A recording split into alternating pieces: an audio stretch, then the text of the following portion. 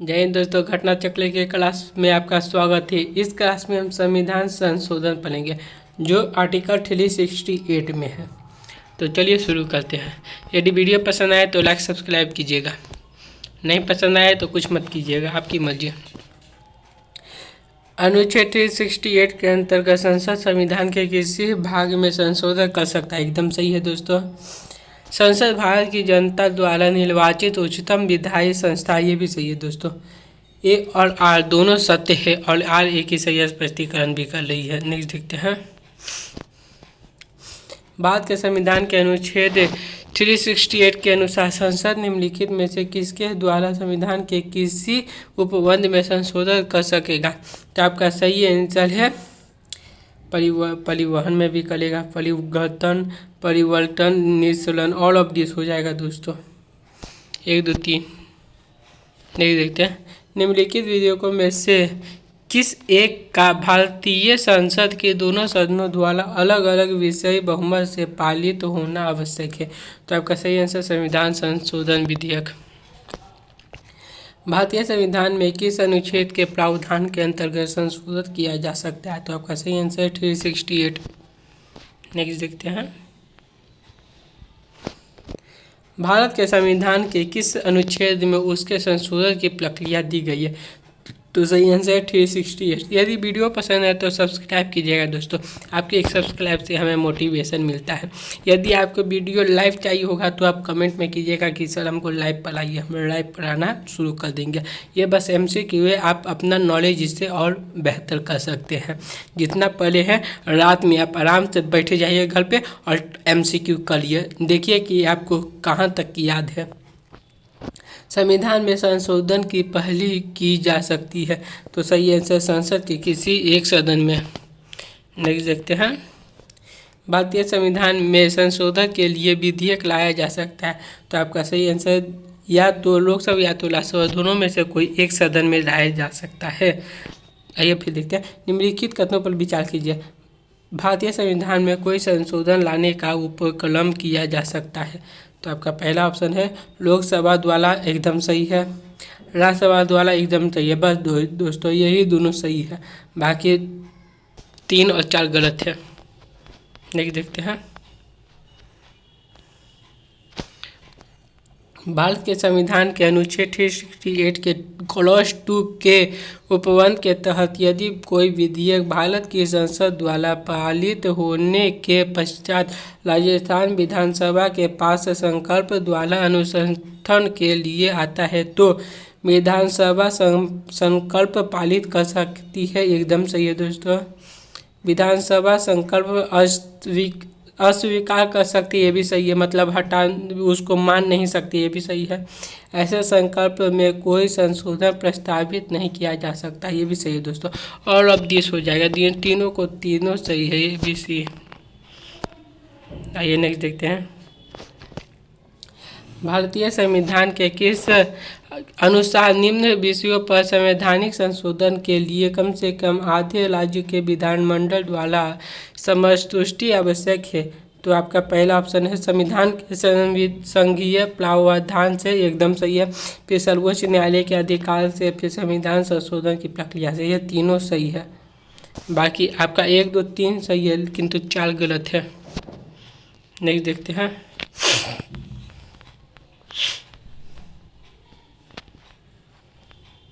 ये दोस्तों देखते हैं। निम्नलिखित में से कौन कौन से विषय हैं जिन पर कम से कम आधे राज्य के विधानमंडलों के अनुसमर्थन से ही संवैधानिक संशोधन संभव है। तो पहला है राष्ट्रपति, एकदम सही है, राष्ट्रपति के निर्वाचन से। फिर संसद में राज्यों का प्रतिनिधित्व, ये भी सही है। 7वीं अनुसूची में कोई भी सूची, ये भी सही है। किसी राज्य की विधान परिषद की समाप्ति पे, ये गलत है दोस्तों। 1 2 3 सही है, बस 1 2 3। नेक्स्ट देखते हैं। संविधान में संशोधन के लिए कम से कम आधे राज्य के विधानमंडलों द्वारा अनुसमर्थन की आवश्यकता होगी। तो आपका सही आंसर है यदि ऐसा संशोधन अनुच्छेद 279 क्लॉज क में कोई परिवर्तन करना चाहता है तो। आइए नेक्स्ट देखते हैं। निम्नलिखित कथनों पर विचार कीजिए। पहला है भारत के संविधान में संशोधन केवल लोकसभा एवं विधेयक की पुनर्स्थापना द्वारा ही प्रारंभ की जा सकती है। ये गलत है दोस्तों, केवल लोकसभा में नहीं राज्यसभा में भी हो सकती है। यदि ऐसा संशोधन संविधान के संघीय चरित्र में परिवर्तन की मांग करता है तो संशोधन का समर्थन भारत के सभी राज्य के विधानमंडल द्वारा किया जाना भी आवश्यक है। ये गलत है दोस्तों, ऐसा कोई ज़रूरी नहीं है, दोनों गलत है, ना तो एक सही है ना तो दो सही है। संवैधानिक संशोधन प्रक्रिया के संदर्भ में कौन सा सुमेलित नहीं है। इसमें बताना है दोस्तों कि कौन सा सुमेलित नहीं है। सुमेलित वाला इधर है, तो इसमें बताइएगा कैसे, आधा आधा अलग कर दिया है, तो इसको छोड़ दीजिए। निम्नलिखित में से कौन सा संविधान संशोधन पहला संवैधानिक संशोधन था जिसे संविधान के अनुच्छेद 368(2) के परंतु की अपेक्षा के अनुरूप राज्य विधानमंडलों द्वारा अनुसमर्थित किया गया। तो आपका सही आंसर तृतीय संविधान संशोधन 1954 के तहत। तो चलिए दोस्तों नेक्स्ट देखते हैं। उस स्थिति में जबकि लोकसभा द्वारा पारित किसी संविधान संशोधन विधेयक को उचित सदन ने अस्वीकार कर दिया हो तब उसे क्या कहेंगे, ये आपको बताना है। तब उसे विधेयक अंतिम रूप से समाप्त हो जाता है। नेक्स्ट देखते हैं।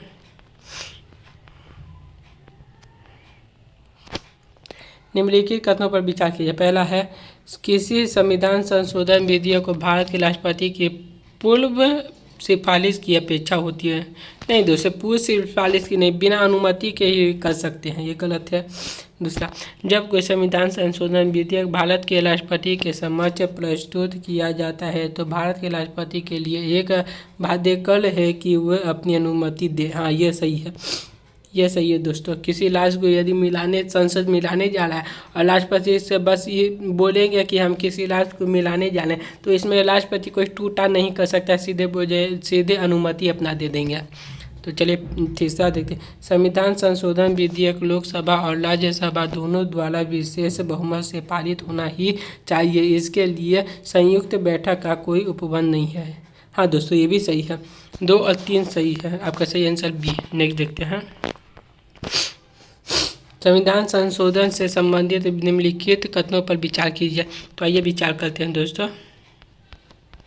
देखिए आपका यहाँ सही हो जाएगा 1 और 4। देखिए यहाँ अनुच्छेद 368 में संविधान संशोधन की 2 विधियाँ का उल्लेख है, ये सही है। एक साधारण विधेयक और एक विशेष विधेयक, दोनों का नाम है। अब पहला सही है और यहाँ पे चौथा सही हो जाएगा। राष्ट्रपति संविधान के संशोधन विधेयक पर निषेधाधिकार का प्रयोग नहीं कर सकेंगे।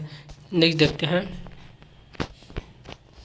संविधान संशोधन करने के विधेयक को वीटो करने की राष्ट्रपति शक्ति सहमति देनी होगी। शब्द में स्थानांतर करके किस संशोधन द्वारा छीन ली गई है।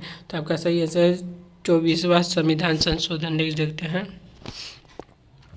भारत में संविधान के अनुच्छेद 368 के संबंध में कौन सा कथन सत्य है। 24वां संविधान संशोधन अधिनियम 1971 द्वारा अनुच्छेद 368 संशोधन किया गया था। दूसरा 101वें संविधान संशोधन अधिनियम 2016 के द्वारा अनुच्छेद 368 संशोधित किया गया था। अभी और है दोस्तों, बस तो आपका दोनों सत्य हो जाएगा। नेक्स्ट देखते हैं। भारतीय संविधान के लिए प्रथम संशोधन विधेयक लाया गया है। कब लाया गया था? तो 1951 में लाया गया था। संविधान का प्रथम संशोधन जो वर्ष 1951 में पारित हुआ निम्न में से किससे संबंधित था। तो आपका सही आंसर है कुछ राज्यों में किए गए कृषि व कृषि भूमि संबंधित सुधारों के संरक्षण से। नेक्स्ट देखते हैं। भारतीय संविधान में 9वीं अनुसूची परिधर्जित हुई है, तो 9वीं अनुसूची किससे संबंधित है आपको ये बताना है। तो 9वीं अनुसूची प्रथम संशोधन द्वारा हुआ था। नेक्स्ट देखते हैं। जोड़ा गया था 9वीं अनुसूची। भारत के संविधान के निम्नलिखित में से कौन सी अनुसूची पहले संवैधानिक संशोधन द्वारा संविधान में जोड़ा गई थी।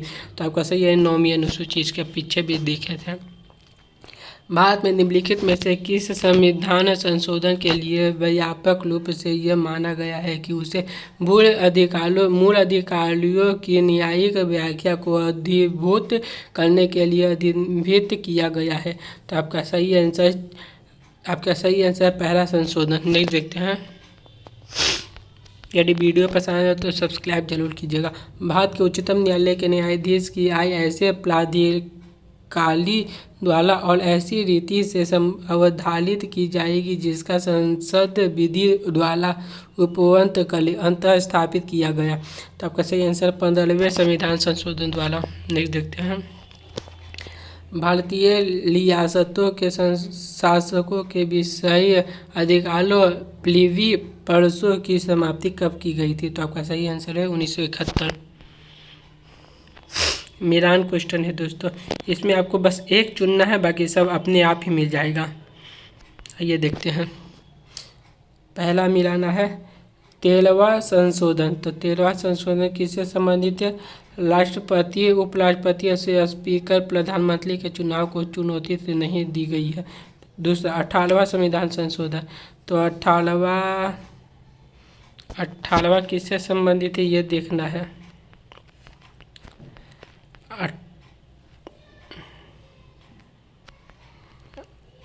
चलिए दोस्तों देखिए, पहला आपका संबंधित है नागालैंड से और दूसरा संबंधित है राष्ट्रपति से।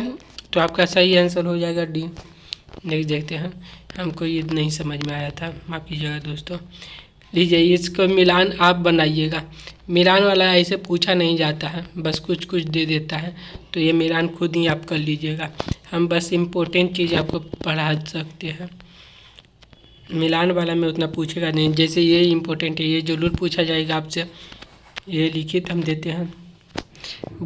भारतीय संविधान के 42वें संशोधन के संबंध में कथनों पर विचार कीजिए। इनमें से विचार करने इसने प्रस्तावना में 3 शब्द जोड़े: समाजवादी, धर्मनिरपेक्ष और अखंडता। नेक्स्ट देखते हैं। पहला तो गलत है। इसने संविधान में 8 मौलिक कर्तव्य जोड़े, ये सही है। इसने नए निर्देशक सिद्धांतों जोड़े, यानी अनुच्छेद 39 क्लोज ए, अनुच्छेद 43 क्लोज ए और अनुच्छेद 47 क्लोज 47 471 का सही आंसर है बी। आइए नेक्स्ट देखते हैं। यदि और करवाएंगे तो क्लास लंबा हो जाएगा दोस्तों, आज के लिए कर लीजिए। निम्न में से कौन सा एक संवैधानिक संशोधन मौलिक कर्तव्य से संबंधित है? तो आपका सही आंसर 42वां। 44वें संविधान संशोधन के संबंध में क्या सही नहीं है? तो ये पूछ रहा है क्या सही नहीं है, तो आपका सही है। इस संशोधन के द्वारा पहली बार यह स्पष्ट किया गया कि राष्ट्रपति केंद्रीय मंत्रिमंडल के सुझाव के विपरीत कार्य नहीं कर सकते, ये सही है। नेक्स्ट देखते हैं। भारतीय संविधान के निम्नलिखित में से किस एक संशोधन द्वारा राष्ट्रपति को कोई भी मामला पर मंत्रिपरिषद द्वारा पुनर्विचार किए जाने के लिए वापस भेजने का अधिकार दिया गया है? तो आपका सही आंसर 44वां।